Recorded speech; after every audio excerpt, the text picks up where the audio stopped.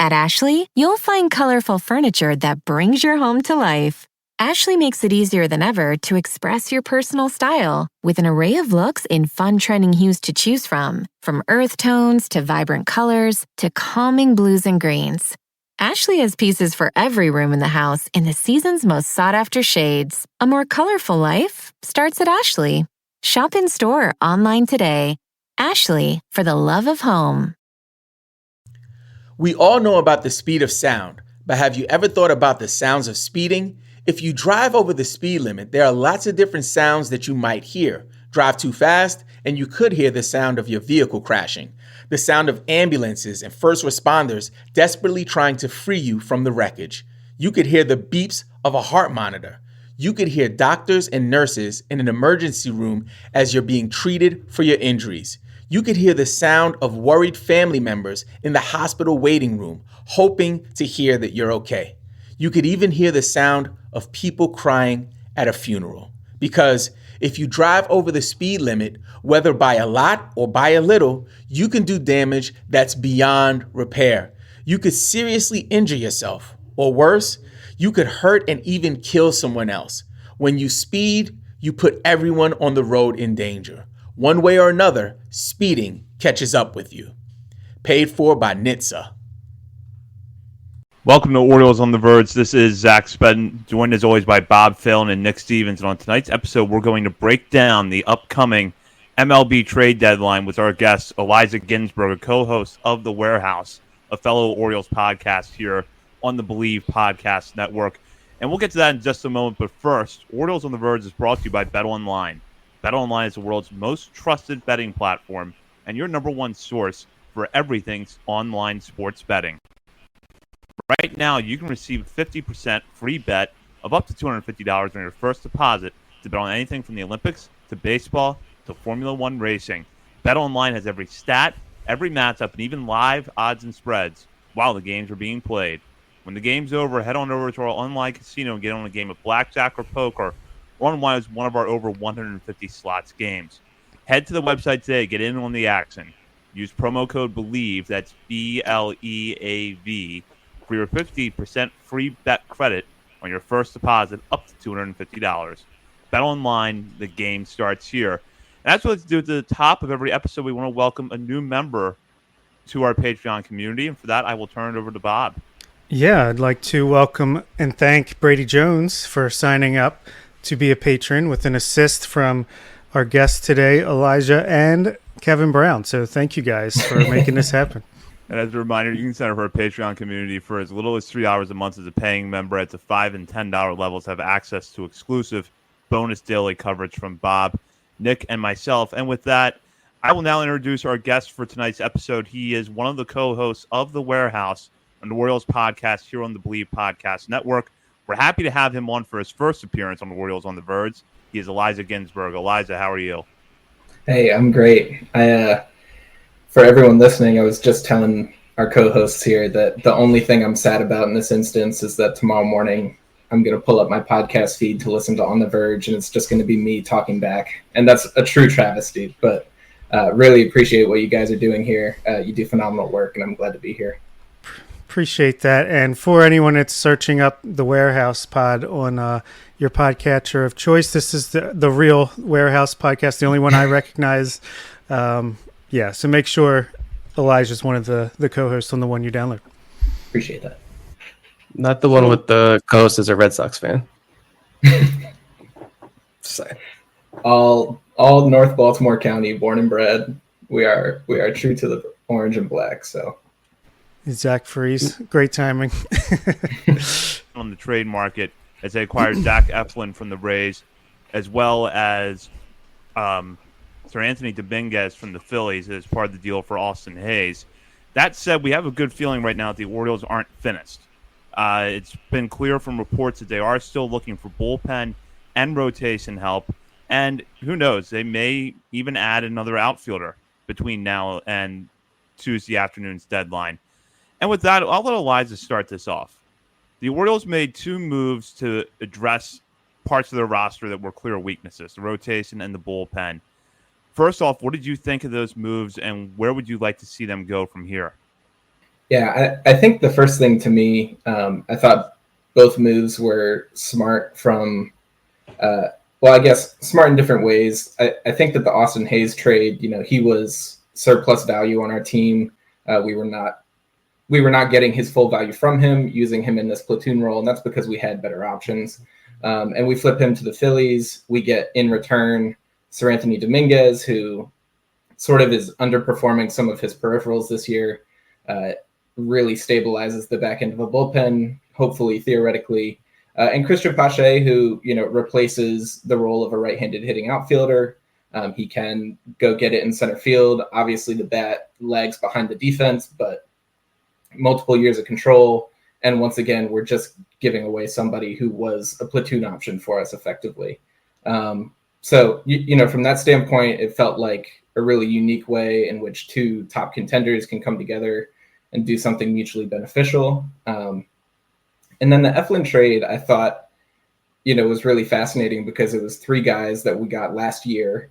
And we were just able to flip that into somebody who got, I think he was sixth in Cy Young voting last year. So pretty quickly turned that into a lot of value. Credit to Baumeister, Etzel, and Horvath for how well they've been performing and everything. But yeah, anytime you can do that and you can get a legitimate 2 or 3 starting pitcher to fill out a rotation for any contending team, I think you have to feel good about that. So yeah, I think we've taken moves to stabilize ourselves, to fill holes of need, and we really haven't given up much of anything to do so. So all in all, I think it leaves us pretty primed to go ahead and make another move here. Like you said, we've been connected in reports all day to some of the top starting pitchers, to a Blake Snell, to a Jack Flaherty, et cetera, et cetera. So I'm personally hopeful that we do go down the Blake Snell route. And, potentially while we're out there, I think maybe even getting somebody like a Taylor Rogers, something to that effect, would really help out, getting some bullpen help as well. So, Nick, you didn't have a chance to join us for the instant reaction episodes on Friday, so I wanted to get your thoughts on this as well.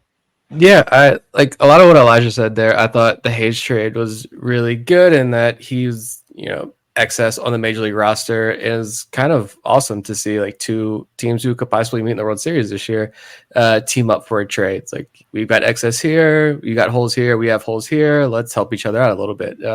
Not a trade that is going to like move the needle, change the World Series odds drastically, but like, you took Hayes, who you remove him from the equation, and it opens up more at bats for some of these younger outfielders, some of whom are people have been clamoring for to get more playing time. And you're able to get Dominguez there, who's like a swing and miss bullpen arm that this bullpen desperately needs. He's even, the $8 million option next year is, if he performs well, like, that's something. I don't imagine that's like an automatic, no, he's not coming back next year if he pitches well this year and helps his team, especially deep into the playoffs. But, back-to-back scoreless innings he's had for this team since he joined. No walks, 2 strikeouts. So that's been a pretty good option so far. I like it. And Pache, like, yeah, it's, he's got multiple years of control as well, which is awesome.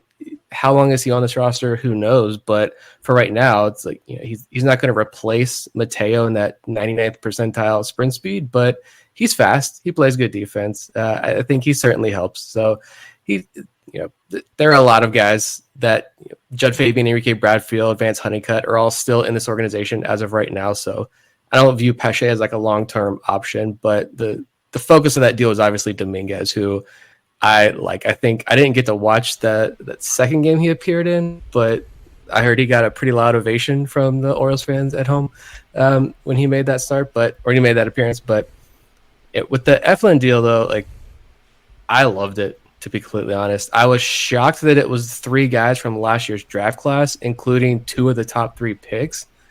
But man, and today, like, it's hard to say today's outing that he pitched like doesn't sway that opinion, but even beforehand, I felt like when you move that deal, like, it wasn't for nothing, but like, I'm not losing sleep over losing those 3 guys.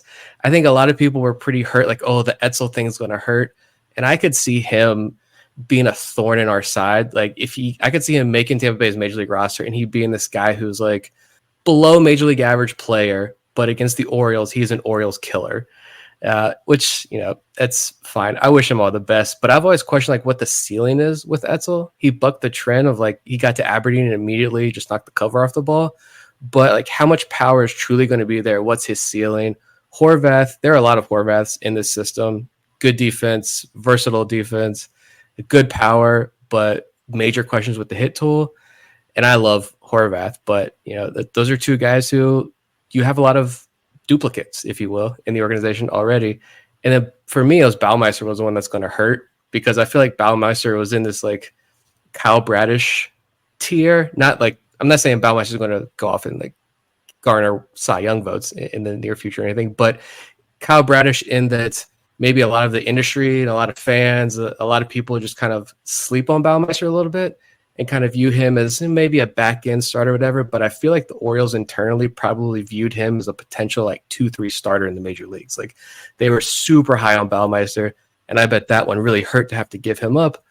But I like Eflin, who also has that extra year of control, like we talked about last week. Like, next year's rotation has a lot of holes in it, and Eflin's going to be back next year. And if Eflin, if they're able to go off and land a frontline starter, which, I'm sure we'll talk about some of this here the rest of the night. But if they're able to go to land a top of the rotation starter and bump Eflin from the playoff rotation, he had tremendous playoff experience with Philadelphia back in 2022. I was looking at his numbers right before we came on. It was like 10 appearances, like a 3-point-something ERA. Of course, didn't walk anybody, a bunch of strikeouts. Like, he's got that experience there. You can bump him down there. I like that option over some of the other options who would serve that role. So, yeah, I absolutely loved both deals. Right now, we're kind of seeing the pitching market come into focus a little bit here. Eric Fetty is off the board. Yusei Kikuchi is off the board. So some guys that the Orioles theoretically could have been in on have now been traded, but you still have some top-tier names out there. And John Heyman at the New York Post reported on Monday morning that the Orioles have checked in on Blake Snell. They're among the teams who have checked in on him, and he added that the Orioles are aiming high at the deadline right now. So Snell's contract situation is a little bit interesting. He is technically in the first year of a 2-year deal with the Giants that he signed late this offseason. However, he could opt out of his contract at the end of this season. So it's either make $30 million next year in 2025 with the Giants, the Orioles, or whichever team acquires him in the next 12 hours or so, or before Tuesday at 6 p.m., or opt out at the end of the season, test the free agent market again, and hope to have better luck than he did last year when he was coming off a Cy Young appearance. So with the year that Snell is having, kind of a mixed bag. Strikeout numbers are about where they would be, but the ERA has been a little high. He got off to a really slow start during his time with the Giants. So with that in mind, do you see Snell as a realistic option for the Orioles? Yes. And to note, he's pitched really well of late. Seems like he's gotten into the swing of things here. Late start, basically didn't have a spring training. Struck out 15 batters in 7 innings his last time out. 7 shutout innings, I believe. I almost feel like David Rubenstein effect is showing itself finally for the first time with the Eflin deal. I don't think that happens if John Angelos is still the owner of the Orioles, or at least not without the Rays paying down a lot of that money and and the prospect capital going back being more, which means it probably just wouldn't have happened at all. So I love that. We'll have Eflin next year for $18 million. Drop in the bucket in this market, and we actually have an owner that will let Elias do stuff like this. I almost feel like Snell is a done deal. He's going to be an Oriole. I'm calling my shot right now, and I think that's great because his upside is every bit as high as a Tarek Skubal, Garrett Crochet, and he's more experienced, and it's a rental, and his price will be a lot lower, and you might even get away with not having to give up a top 10 prospect to get him, and then if you want to save a big trade for Mason Miller or Tanner Scott, sorry, Garrett, then maybe that's what you do there. But, yeah, I think Blake Snell is a great target. I love that we're mentioned, even if it doesn't happen. I think it's great that we are players in a big money market like that. And thank you, David Rubenstein, for buying this team. Give me Blake Snell. Like, those last 4 starts, 24 innings pitched, 2 runs allowed, 30 strikeouts this month. the 15 strikeouts are against the Rockies. Like that's still, I don't care what lineup you're going up against. That's still impressive. He also beat the Twins and Blue Jays in there. His worst start in that stretch was against the Dodgers. 6 innings, 2 runs, 2 walks, 4 strikeouts. I'll take that every single time against that Dodgers lineup. Like I know there's risk there with Snell. It's like trying to get my head around like this contract situation with Snell.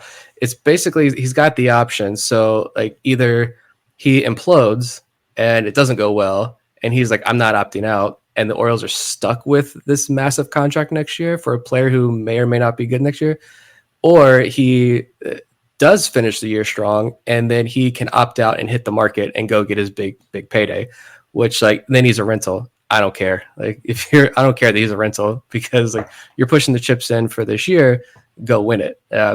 We'll worry about next year's rotation. They've at least got Eflin like already acquired. So with Snell, if he's going to be just a rental, I'm fine with that as well. And if you're already, if that report's true, you never know what to believe, especially with the Orioles. It seems like anything that you hear about the Orioles, it's like you assume that's not going to happen almost.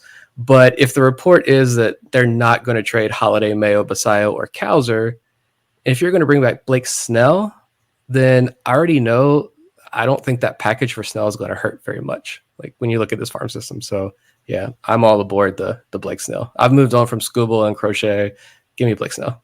Yeah, I have to agree with you. I think that the point about him, if he performs well, he's opting out. I think that caps what he can return in terms of a prospect package, just because you are acquiring, if they want to argue that he's going to be a good pitcher for you, then you're acquiring a rental. If they want to argue that he's going to be a terrible pitcher for you, then you're 2 years of a super expensive guy. So that's not a lot of value either. And yeah, I mean, for me, like, I don't think that it will cost too much at all. I think that we are well positioned. I wrote up a little proposal. I know we weren't going to do this yet, but Blake Snell is my one, so I guess I'll throw it out. And like, to me, if we give them Kyle Stowers, Keegan Aiken, and maybe one of like our high A arms in terms of a Portes, a Chase, Fourette, something like that, I think we can net Snell and Rogers. If you look at kind of like Zach Eflin as a comp for what Snell's value would be, Snell will be a more talented and probably better pitcher for the second half.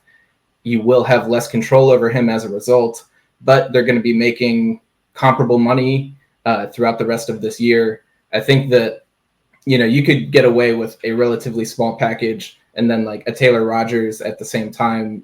He's signed for another $12 million next year, which is pretty expensive for a reliever. So I think like in this way, you can kind of argue that these guys, we are taking a lot of money from the Giants, and they're not in a position to fully compete this year. You could argue that like the entire National League is in contention, which is its own saga in itself. But arguing that the Giants aren't a superstar team right now, they're like probably going to be taking advantage of a seller's market. I think we can swoop in there, offer to take on that salary like we did with Eflin. And I think the prospect package going back is pretty low. Yeah. You guys touched on this, which is that Snell has been really dominant over the last month of the season. And I want to pull him up now in comparison to Garrett Crochet, who has been long regarded as one of the top arms on the trade market. We know the advantages with Crochet. He's young. He's only 25. He'd be under team control for 2 more years beyond this year. And he's statistically having one of the best seasons of any pitcher in the American League. Yet you look at his splits for the month of July, and he's just kind of been middling this month. He hasn't been bad, but he hasn't been anywhere near the dominance levels that he had earlier this season. And as we've talked about on this show before, there is some risk attached to Crochet because he's already far exceeded his career high in innings pitched. So we don't necessarily have the track record to know what he's going to look like down the stretch. Now, with that in mind, I'll pose this question.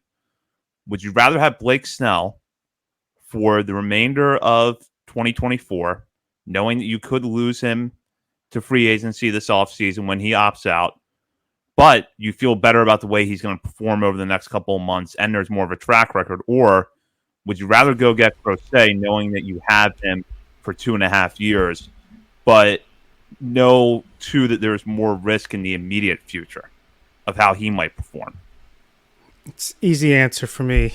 I'm going Snell, and I hope he opts out. I hope he performs really well, sets his market super high, let him go, and then spend the money bringing Corbin Burns back or getting somebody else. We have the money to be able to do that now, or just trade for Crochet in the offseason instead. Let's do both. Why not both?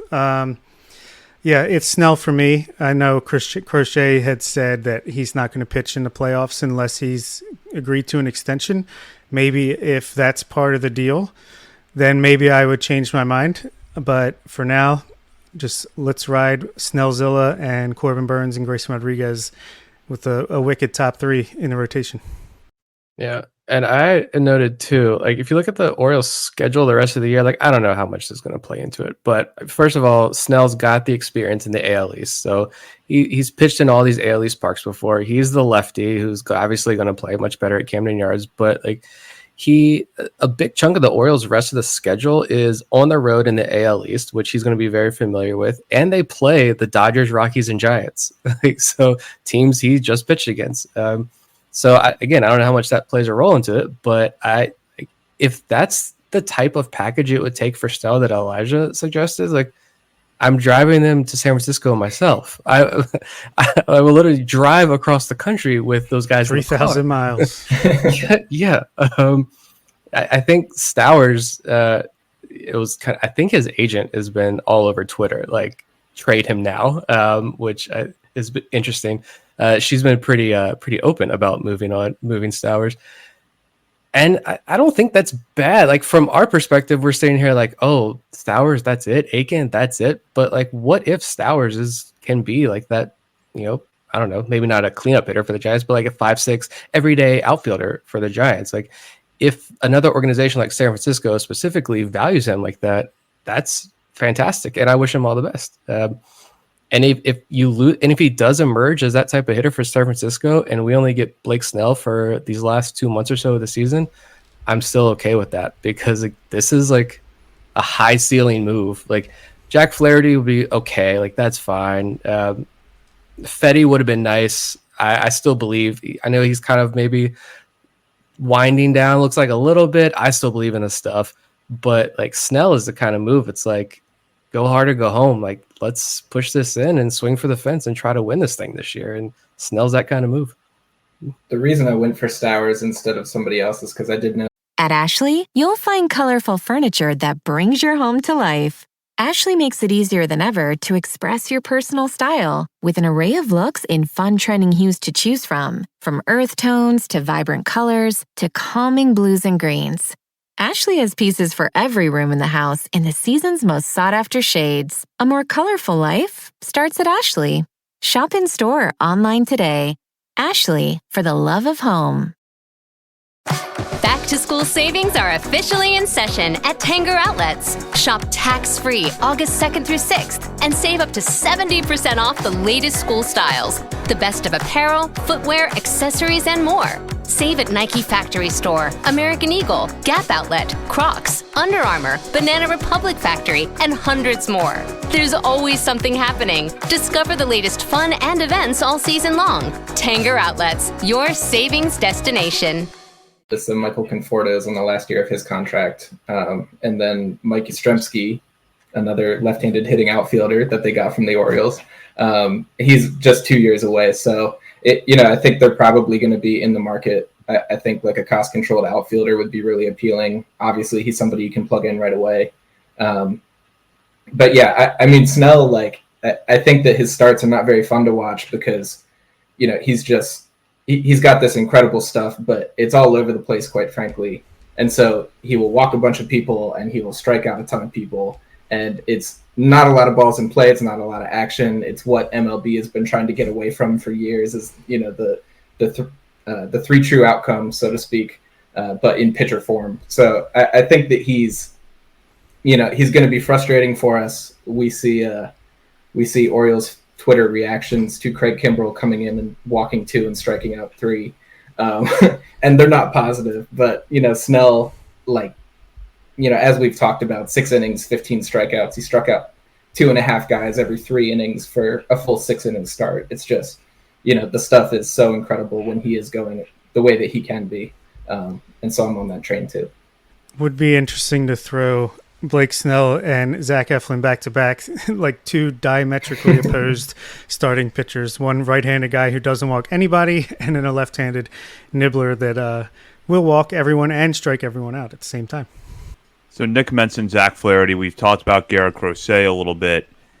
Do any of you think that there are perhaps less obvious names on the starting pitching market that the Orioles could pursue? Because I think one thing we know with the Orioles is that when they make a move, it seemingly comes out of nowhere. I don't think anybody was expecting to see the news on Friday that Austin Hayes had been traded. The Corbin Burns trade came as a surprise when it happened. So I don't rule out the possibility that the Orioles acquire someone that's not really being talked about much in the rumor mill. So do any of you have thoughts if there's a starting pitcher out there who would fit that profile?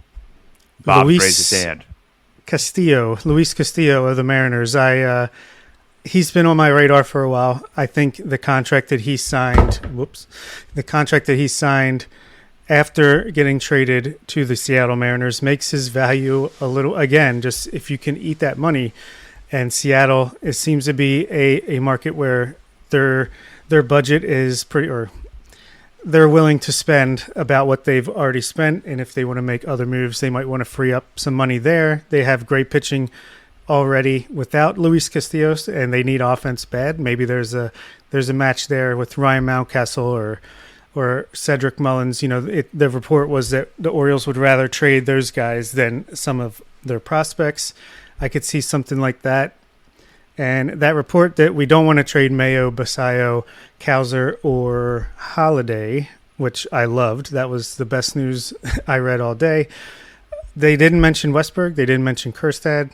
If a Tariq Skubal trade is there, I do wonder if it could be built a little bit differently than a lot of people would expect if it were to happen. But I don't expect that to happen. I think it'll be Snell and a reliever and maybe a right-handed hitting outfielder by this time tomorrow, or by the time when we're recording this, I think that could be the case. But I'm not ruling out a Luis Castillo, a Tariq Skubal. Trying to think of one more, but I'll keep thinking. I don't really have any other targets. I don't know if you've thought of any other guys, Elijah. Yeah, honestly, what I was going to say was just any of the Seattle starters. It seems like over the offseason, Dipoto seemed very not willing to deal from that surplus that they have. But, I think there's just an under the radar case for they still have this surplus and they're still in dire need of some offense. So I think there's still an avenue there. Whether it works out, nobody knows, but pretty much any one of those starting pitchers would be welcome to me. Do we know the health status of Wu and Miller? I thought I saw something troubling with Bryce Miller in his last start. Do y'all know? I do know that Wu just had another start. He had been hurt and just came back. So I know that Wu has a tight hamstring every other start. he seems like he's always fighting through stuff this year. So I still like him a lot as a talent, but yeah, he seems to always be banged up. Luckily, it doesn't seem to be anything too serious, but I haven't heard anything on Bryce Miller. Yeah. I feel like I keep seeing Mariners stuff, but they keep trying to throw Emerson Hancock at us. And I'm just like, I don't know about that one. But yeah, Seattle would be interesting. I do wonder if they haven't really made a move. I was looking at this. They updated this Kikuchi trade. It was Jake Bloss, Joey Loperfido, and Will Wagner. I don't know who Will Wagner is, but that's definitely a bigger deal. Loperfido is pretty good. Yeah, I didn't know Loperfido was in that deal until now. So I don't know. That's why I keep going back to the Eflin deal, and maybe the willing to eat a little bit more money, take on a little bit more salary. I feel like if this is the direction the Orioles are going to go in, and it's very clear that they are going to try to greatly increase the talent on their roster very creatively. Well, creatively from an Orioles perspective, because we never do this. But this is the avenue that they're going to try to take. And so I don't imagine, is that Eflin deal, that prospect package, going to be the biggest prospect package we see them make this deadline? I think it probably is. That was what it hurt them. But they know they got to make a move like that. And so now the focus is going to be on maybe taking on the Rodgers contract to get Snell and make that package a little bit lower. Is it going to be trying to make one of those moves with Seattle, which would cause, moving on from Mullins and or Mountcastle, one or the other in that deal. I don't know. It's going to be Seattle. And it's going to be at like 1 a.m. Eastern time. That everyone's going to start blowing. I'm going to get the at everyone on the Discord notification. Hopefully this time it's a real notification. Yeah. Hopefully Ben Dorst is not the one doing it. I'm calling you out by name. Yeah. But yeah, I don't know. It's going to be interesting to see how this shakes out, especially seeing these trades today, and the prices. I feel like the prices were palatable up until this point, and then now you've seen the prices go up and up. So, which is another reason I was happy to see the Orioles just jump the market a little bit and get in early. So at least if the prices get too high, you can say, look, we got a starter and a reliever. We'll be content with that. I don't think that's going to happen, but the option is there. I thought of a couple more guys. What about Reed Detmers from the Angels? You can fix him in a heartbeat. And I wouldn't be shocked if the Orioles still traded for Jesus Luzardo. Not necessarily for this year, because obviously he's on the IL. He's been banged up and mixed performance anyway, but maybe that's a guy they think that they can buy low on now, and then hopefully he can bounce back next year. But just an idea. One name that I will throw out there is Jameson Taillon, and I don't love his contract, so I'm not advocating for the Orioles to do this, but he is having a good year. And the Cubs, I can't quite tell what they're doing at the deadline because they're sort of selling, but they're sort of buying.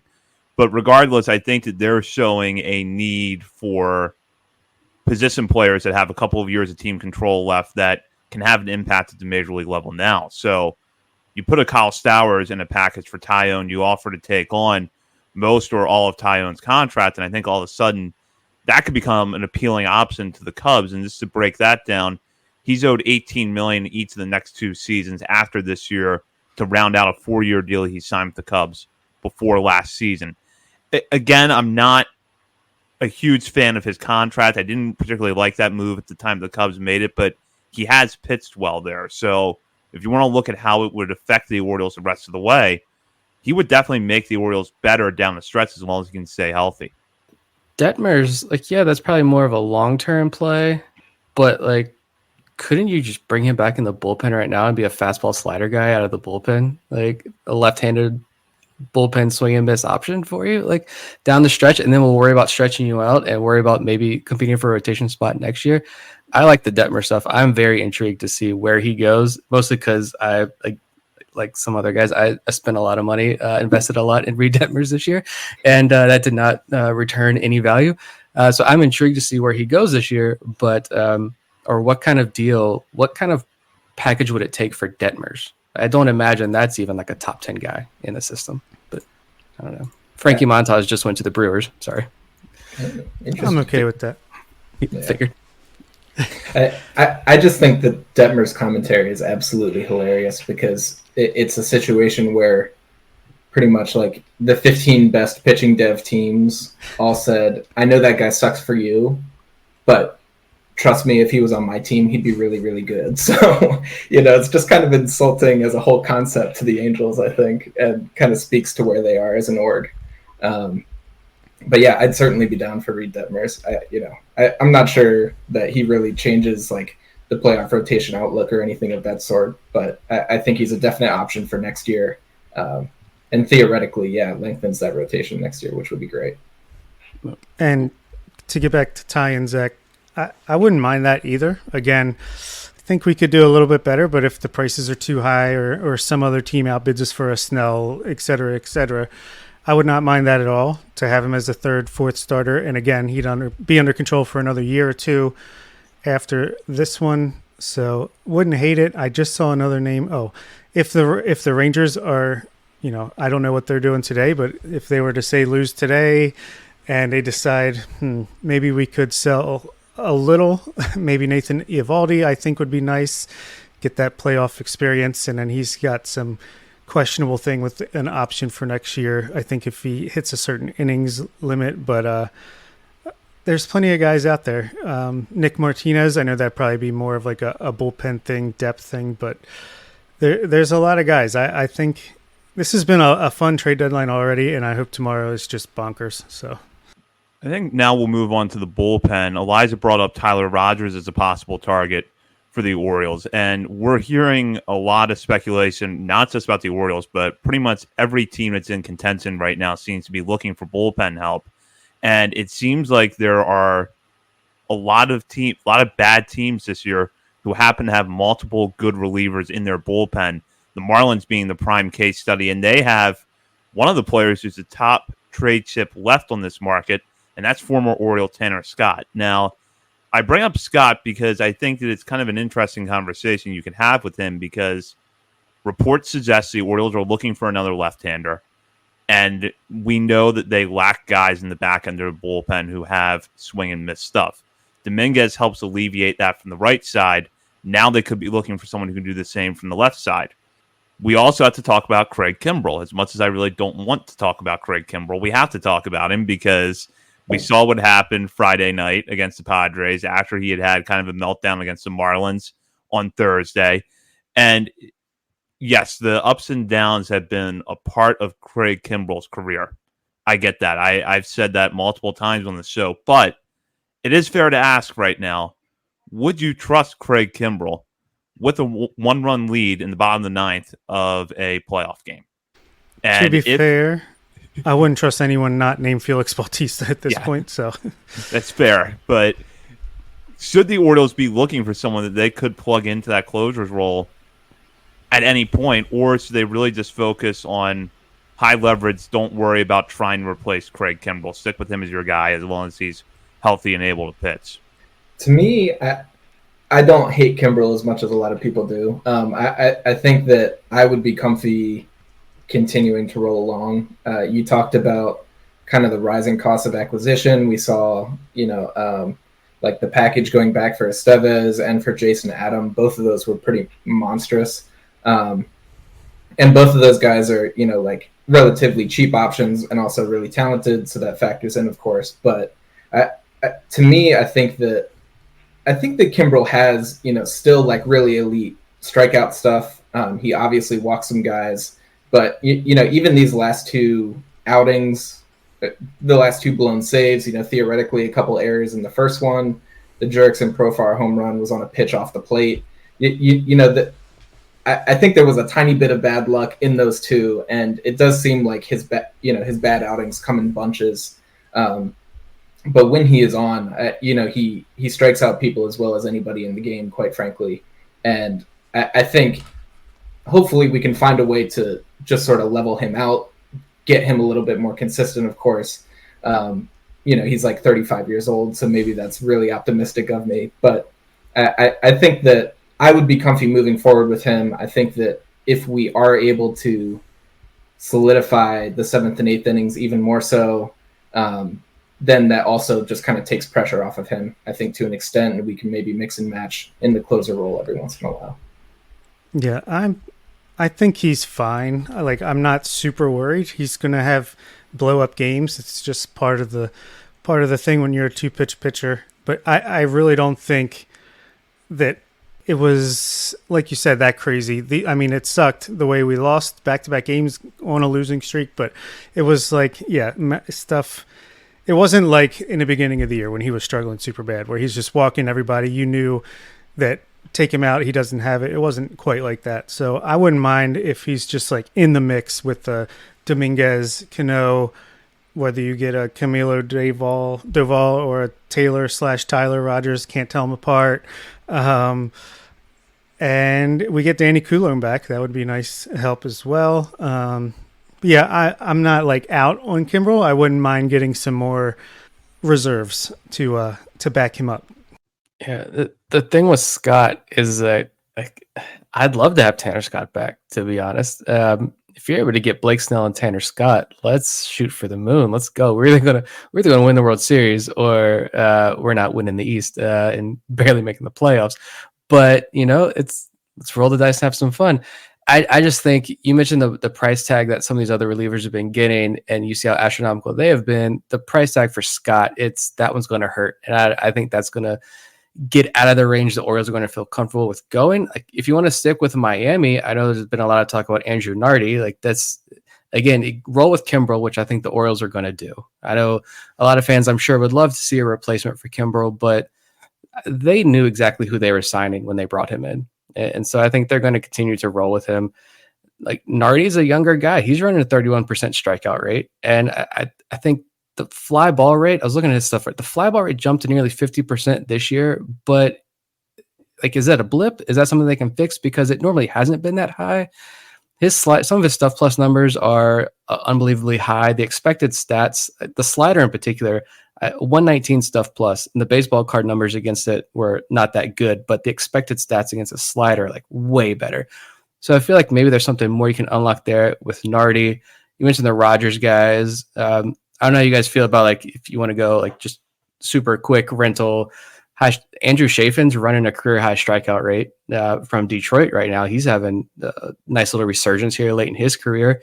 I imagine he won't cost a lot. That'd be a good option. And then with the Reds, I was looking at them again. I just go back to that whole, they're willing to move off guys with expiring contracts, and then Rock saying, oh, they had scouts in Delmarva, and I know scouts are everywhere, and you don't even have to be at the game to scout now. They scout from their offices. But like, if you can get one of those guys for someone off like a Delmarva level prospect again, there's not many. Nestor Herman, Thomas Sosa, and maybe Aaron Estrada, like anyone else on that roster, I'm not losing sleep. If you move them for like a Justin Wilson would be the guy that I would probably target. The lefty, that bullpen, slider, Fernando fastball. Cruz. Yeah, Nick Martinez. Justin Wilson would be the guy that I'm most intrigued by. I was looking at these guys, their whole bullpen earlier. Lucas Sims is intriguing if he was a lefty, but I'm afraid he would get blown up at Camden Yards. And Frankie Montas just went to Milwaukee, so we don't have to worry about that. But Nick Martinez, his name came up earlier. He's another one. I don't know what to think about Martinez. I feel like that price is going to be pretty steep as well. Even I think he's got one more year control. I feel like he's probably a little bit more pricey than the Orioles would want to play. But like a guy like Chafin or Justin Wilson, lefty, easy rental, like not going to cost you a whole lot. Pretty much it's not going to cost you anything. FCL kid with a high upside. I'm fine with that. You roll with Kimbrel, you roll with Cano. Like you said, hopefully Danny Coulomb comes back, and you just ride the hot hand for the ninth inning of the games and hold on to your butts each ninth inning during this playoff series. But it's playoff baseball, so we're going to anyways. Yeah, so. I had one more name, just speaking lefty relievers, and that was Taylor Saucedo from the Mariners. Theoretically, if they are still in the market for some sort of offense, and we find a way we could provide that, he's running a 28% strikeout rate, 50% ground ball rate, and has been really effective for a couple of years now, and is cost controlled for another 3 or 4 years after this, I think. So, Ramon Arias, come on down. Easy. So I think now Bob told us before we came on the air that he was ready to break out the simulator for tonight's episode. And I think that this is a good time for the four of us to just throw out any trade idea we have. It doesn't have to be for a starter or reliever. If you think that the Orioles should go get a position player that no one has talked about, now's your time to suggest it, and we can run it through the simulator and see if it can stick. And I'll... since Bob is the one that brought this into the show, I'll let him start. Oh, great. Let's see. You'd think I'd be more prepared. The Twins, I heard, are like really hurting for money. They might need to get rid of some guys. I'm just quickly going through the roster, see if there's anyone here we could steal. Take Byron Buxton. Yeah, fourth outfielder. I think he's a right-handed hitting outfielder. Yeah. There you go. Carlos Correa, anyone? Nah, I think the time has passed there. Yeah, I should have prepared. Joan Duran, there's your closer issue solved there, if you could pry him away. So I'll say Duran, it says he's only worth 15.1, so that sounds feasible. I'll do Duran for Connor Norby, and let's go Cade Povich. And it says we're giving up more value than getting. At Ashley, you'll find colorful furniture that brings your home to life. Ashley makes it easier than ever to express your personal style with an array of looks in fun trending hues to choose from earth tones to vibrant colors to calming blues and greens. Ashley has pieces for every room in the house in the season's most sought-after shades. A more colorful life starts at Ashley. Shop in-store, online today. Ashley, for the love of home. Back, so done deal. I'd be shocked if the Twins took that. I won't lie. Speaking of Norby, we've always assumed, going back to the offseason, that Norby was just completely blocked. We try to look at this in every which way possible, and like every week someone asks about Norby, and we try to find some sort of path for Norby to make this roster or stick in this organization, and like I couldn't do it.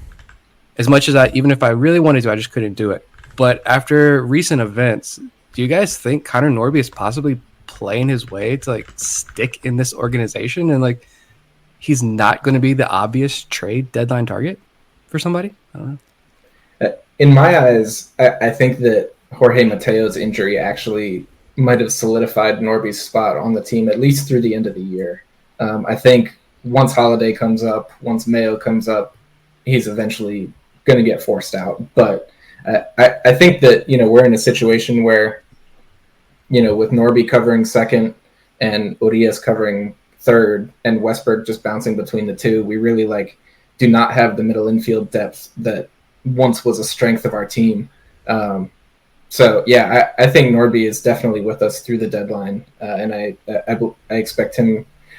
Maybe if we consider Holiday ready sometime in September, we option Norby and just use him as maybe off-season trade, something of the sort, or maybe we can find a little spot for him in a reserve utility sort of role.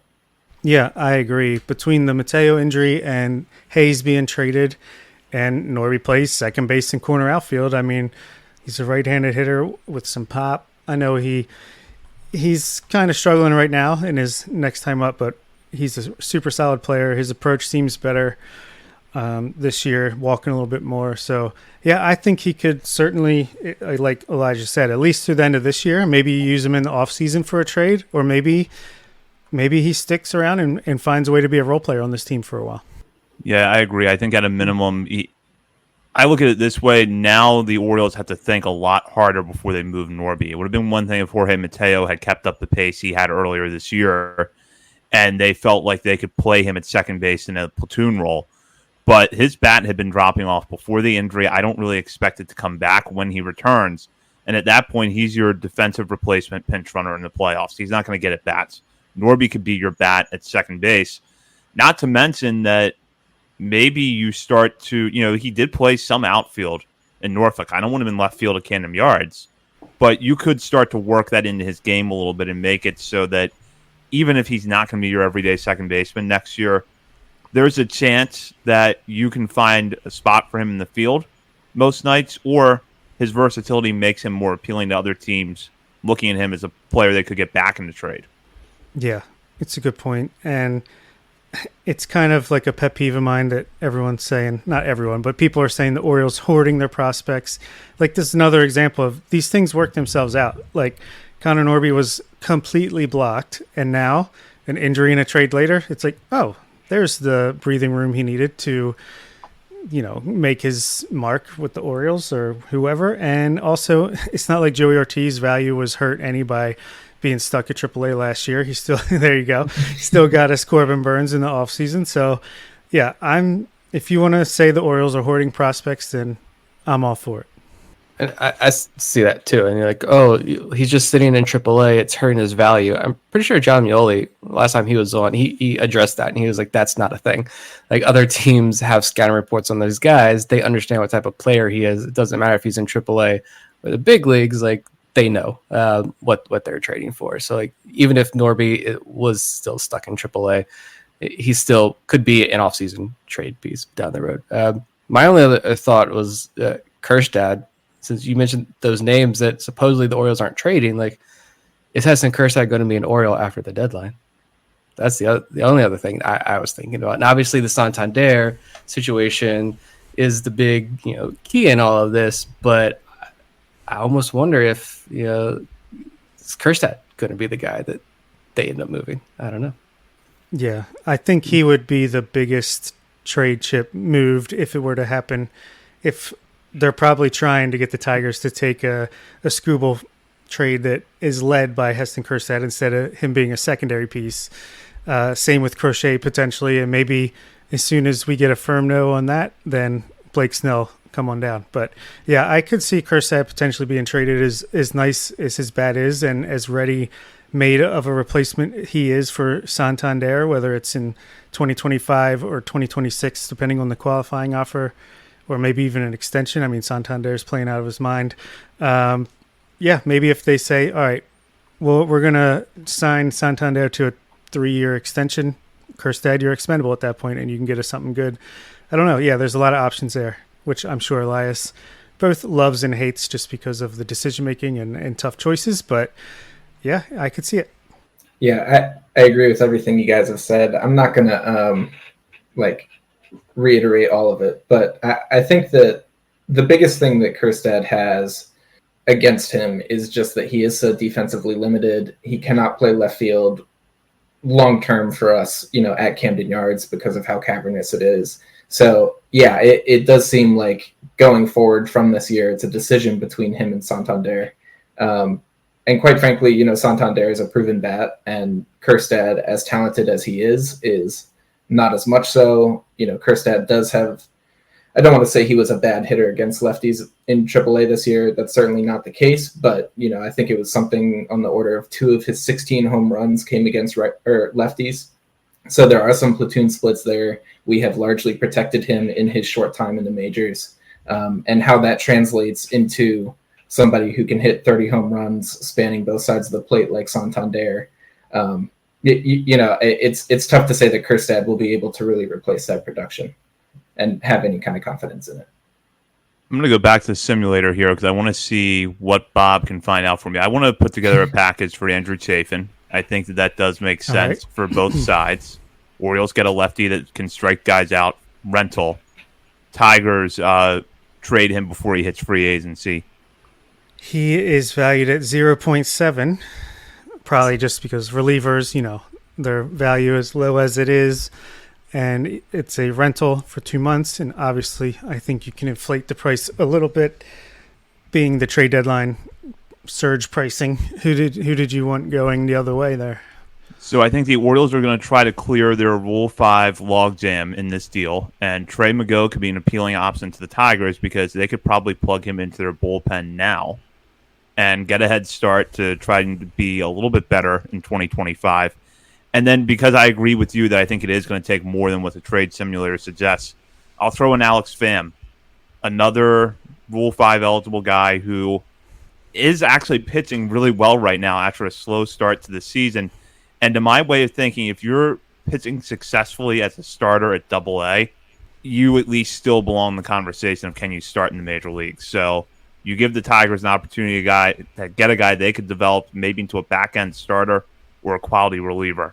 Yeah, it should work. Alex Pham says he's worth 2. And again, if the trade simulator, I think it does really well with major league talent, like established major leaguers. I think it's pretty fair and accurate on minor leaguers. Not quite. I don't think it's as up to date. It's lagging behind on the value of these guys. Trey McGow says 0.3, Alex Pham 2.0, so 2.3 for Andrew Chafin should work, even if you want to adjust those up or down in either direction. Be pretty cool to trade a minor league Rule 5 guy and a late round reliever who you turn into a starting pitching prospect for a decent reliever at the deadline. That'd be pretty cool. So yeah, I wouldn't hate that. That got me thinking. Sorry if I'm just drawing this on here, but if you're gonna I don't see them moving Povich or McDermott unless some big deal with Skubal or Crochet happens, maybe. But would you all be okay for relief help if it was Trace Bright level starting pitching prospect again, straight up one? Just Bright for if you could get a major league reliever for it. It'd probably take more than that. But if that could be the deal, is that because you already traded Baumeister, is that too much? Or yeah, I think that's the first place that my head went, is kind of the low to mid minors pitching depth. I think we took a hit with Baumeister. I'd be intrigued by it, but I think that right now, assuming that McDermott and Povich graduate early next year, there's like it's going to leave AAA pretty barren. There is Brandon Young, for example, but I think, I'm inclined to say I would want to hold on to him for a reliever. But in a deal where there is some controllable starting pitching coming back, then I think it's pretty easy. Yeah, for me, it would depend on which reliever is coming back and how much control they have. I mean, I think I'd rather, if I'm going to trade someone from the AA rotation, like Kyle Branovich, Trey Miguel. Brandon Young, I think, has graduated into just you're going to protect him and you're going to keep him in AAA for next year. I think he's established himself enough for that. But I'd want to get the Rule 5 eligible guys out of there first before a Trey Sprite, who we still think has a lot of upside. I think, his best is yet to be seen, and he could be a nice guy to have around in AAA next year. Yeah, I agree. It would have to be a pretty high return in the sense you're getting someone who has multiple years of team control left and could possibly step into that closer's role if things just completely melt down with Craig Kimbrell. But as I say that, I think about a guy like Andrew Nardi, who I really like. If I had to do Bright for Nardi straight up, I might lose some sleep over that. I don't know. I don't know if the Eflin trade just kind of like loosened things up for me, and I'm just like, I'm not like, let's unload the farm here, but I felt good after that trade. I'm just like, I don't know. I have a feeling that my tolerance is gone up a little bit with moving some of these prospects, to be honest. But it's good to see like that we're going to keep our top guys. But I don't know. I'm a big believer in the pitching development. That if they're going to be able to get pitching in return, I'm willing to move on from some more of these pitching prospects. But I do the Rule 5 guys, and there are some others too that I don't think we mentioned. I don't even know if Branovich is healthy. Apparently, he's only IL. Oh yeah, that's right. But that's right. I didn't see anything else. I don't know. Minor league injuries, we have no idea half the time. I feel like they only give us information about minor league injuries if they get removed during a game because they know people watching and we're going to see. But if they can hide it, then they're going to hide it. But those rule, I don't know. I do feel like maybe the bullpen help eventually just becomes moving on from the Rule 5 guys and like another Fujinami type trade. I wonder if that's the route they're trying to go with the bullpen. But I do understand your point, though, about the Eflin trade where it's like, oh, it's okay. We traded 3 guys I liked a lot, and it's okay. Like, we will survive. It is nice to know that they're willing to do that, and I think we can survive, especially – like I said, I'd rather trade from our depth when it comes to this top farm system than from the very top, if we can avoid it. Yeah, I think one quick note on that is, to me, like we all agreed that Baumeister was the one we think is going to hurt eventually out of that trade. I think that's because we just, we print these position players on trees. It's like, it seems like we have such a surplus of them. Nick or Zach, one of you alluded to Mac Horvath, just being somebody that we could get another one. And so, to that effect, it feels to me like if there is a way that we can shovel position players into these other teams' mouths rather than a Trace Bright, I think I'm always going to prefer that. And I think with our position player prospects, I am, as you say, loose with it. I feel very, very comfortable trading really anyone in single A, double A. Yeah. Oh, you trade Joe Fabian. Oh no, we got Enrique Bradfield. Oh no, we got Vance Honeycutt. Oh no, we got Austin Overd. Oh no, like you're just one after the other. Exactly. Hey, we don't have Vance Honeycutt yet. He's not signed. Yeah. Relax. He's going to sign, people.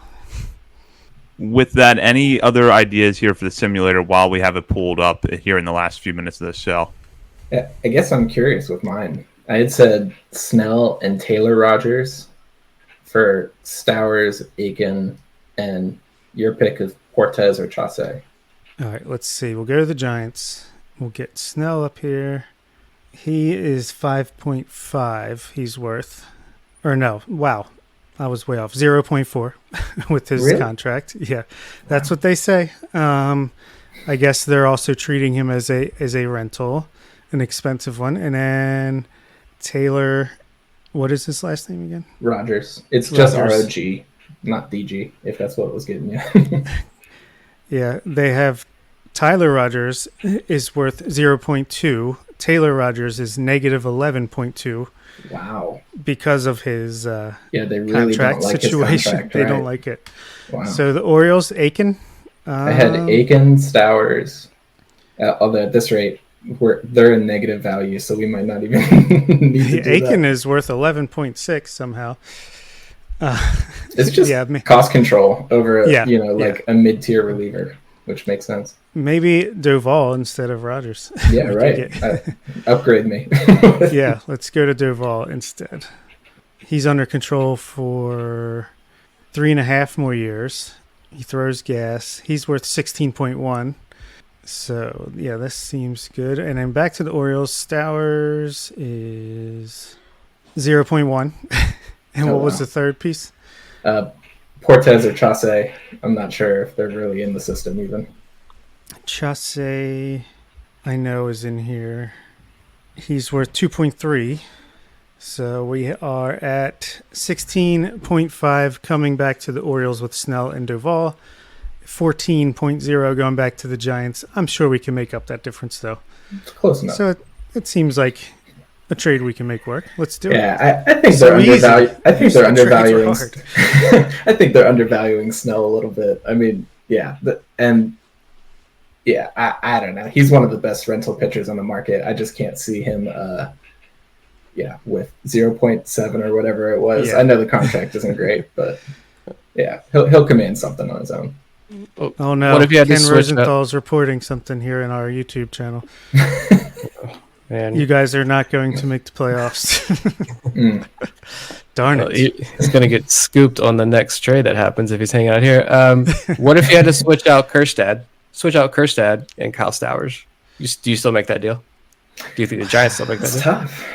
I think the Giants would do it in a heartbeat. Yeah. I think we would need some money coming back in that sense. To me, there is significant risk just in the volatility of relievers. You're taking, I think, $16 million for a year and a half of Rogers, and potentially a $38.5 million contract in Snell for next year. I have to say that I would want a little bit of money coming back if it was Kjerstad. And that's more for me, a commentary on how much I personally value Kjerstad as opposed to anything else. Yeah, money or Kyle Harrison, I don't know. But Kjerstad worth 34 on the old simulator there, so 33.9 more than Kyle Stowers. Yeah. So a couple of things I'll note about Snell. One, to address a question we had earlier in the show in the YouTube comments. No, the Orioles would not be able to get draft pick compensation if Snell signs elsewhere in the offseason. Players have to be with the team for a whole season in order for that team to receive draft pick compensation. And then Snell's contract for this year is $15 million plus a $17 million bonus that is reportedly not transferable to another team. So the Giants would still be on the hook for the $17 million. With that said, though, I agree with Elijah that if you're going to absorb Rogers' contract in that deal, I would want them keeping a good bit of that money on the books or sending money over to the Orioles if they are going to include Kjerstad. And with that now, we'll wrap up with this. Just one thing you guys think and or you really want to have happen tomorrow, and I'll start with Elijah. It's very simple. I want Blake Snell. I think he's a lefty arm. It obviously will play well in our park. He's got power stuff. He can take over a game and just completely shut a team down for 6 innings in a way that very few people in baseball can. So Blake Snell is my guy. Yeah, that's the dream at this point. I would say at least I want another swing and miss reliever. A guy who you feel comfortable if you need to put him in the 9th inning because Kimbrel's just not going to have it, or he's pitched back-to-back days or whatever. I want that other swing and miss reliever. It doesn't have to be Tanner Scott. It can be, like we talked about, Chafin. It can be one of these other guys who's not going to cost as nearly as much, because I think people are going to be astonished at what Tanner Scott commands. At least I hope for the Marlins' sake they get a pretty big haul for him. But give me the big swing and miss reliever at least. And if I've been going back and forth, if if a trade is not able to be materialized for another starter, do I still feel comfortable with Grayson Burns, Corbin Burns, and Zach Eflin playoff rotation? I don't know yet. I would prefer another top end starter like Snell, obviously, which is the dream, like I said. But as long as they can help address the bullpen, I think I'm going to be okay. If that's all they do, but I think Elias is cooking up something else. I think there's going to be one more big deal, or you're going to hear like it came down to the wire and it was extremely close, which I know Orioles fans don't want to hear it at this point anymore. But I think he's got a couple irons in the fire that something big could potentially happen here in the next couple of hours. I agree. What I want is Tariq Skubal, headlined by Kjerstad, not giving up any of our big guys, but don't think it's going to happen. So I think we'll get a starting pitcher. Hopefully that is Blake Snell. That's the number one on my list there. I think we'll get a reliever, whether it's Tanner Scott or someone more off the radar like Andrew Chafin. And I think we'll get like a Kevin Pillar / Harrison Bader, someone along those lines, a right-handed hitting outfielder who can play center field to share time with Mullins and Kowser. And I think Ryan Mountcastle's gone. Sorry, Ben. Yeah, that Mountcastle being traded would not shock me at this point. I do agree with Bob that I think we're going to see a move for an outfielder just because it feels like the Orioles are set on that. And while Pache is really good defensively, I think they strictly see him as a speed and defense-oriented reserve player who's not going to get a lot of at-bats. And then if they do trade, Kjerstad or Stowers, that actually is going to create an opening in the outfield. So my prediction for tomorrow, I think they're going to acquire a starter that's at least their number 2 in the postseason series. Even if it's not Snell, it's going to be someone they slot in behind Burns as their number 2. And I think the reliever will be a rental, someone in the Chafin mold that's not going to cost them as much in terms of prospects and who they'll only have for the next half season, but that can be acquired without having to dip into the top tier of your prospects, rankings and make the bullpen better down the stretch. And with that, that does it for tonight's episode of Orioles on the Verge. Eliza, thank you so much for joining us. I'm sure that a lot of our listeners are listening to your show as well. After all, we are on the same network here at Bleav, but let our listeners know what you and your co-host are going to be working on for the trade deadline. Oh, you're muted. Welcome to the club. Happens every time. You try to be respectful and you end up I just uploaded our primer episode earlier today. I think that I guess I can just generally say, we try to put out a couple episodes every week. We are not as prolific and productive as you guys are, but we put out a couple episodes every week, and assuming that some trades go down tomorrow, we will definitely have some content out on that. I don't know. Yeah, you can get us wherever you find podcasts. It's the Warehouse Podcast. And yeah, I really appreciate you guys having me on again. This was awesome. We definitely appreciated your insights, Eliza. You can go check them out over at the Warehouse, part of the Bleav Podcast Network. And we'll probably have some coverage for you as well if a deal does go down. And, of course, we'll be back on next Monday night regardless. But in the meantime, you can check us out on our many social media channels, including Facebook, Threads, Instagram, X, and YouTube. We're also over at Substack, OriolesOnTheVerge.substack.com.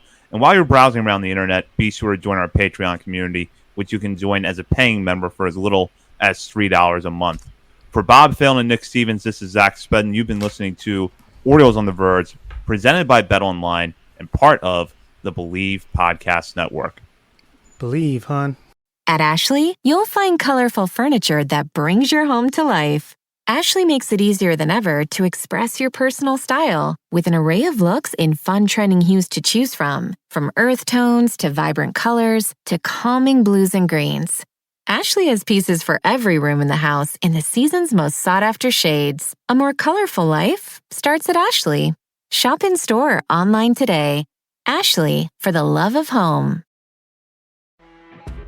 You know when you're listening to a true crime story that has an unbelievable plot twist that makes you stop in your tracks? That's what our podcast, People Are the Worst, brings you with each episode. I'm Rachel. And I'm Rebecca. We're identical twins who love true crime cases that make you say, didn't see that coming, and we hate the people responsible for them. Listen to People Are the Worst now on Apple, Spotify, or wherever you get your podcasts.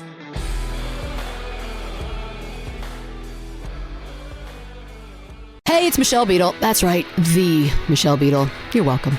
You love talking about sports. I love talking about sports. You know the only thing cooler than talking about sports? Sports! And right now, all your favorite sports are on Sirius XM. I'm talking every NFL game, every game from the NBA, NHL, MLB, every NASCAR race, golf major conference college sports, and all the top games in the WNBA.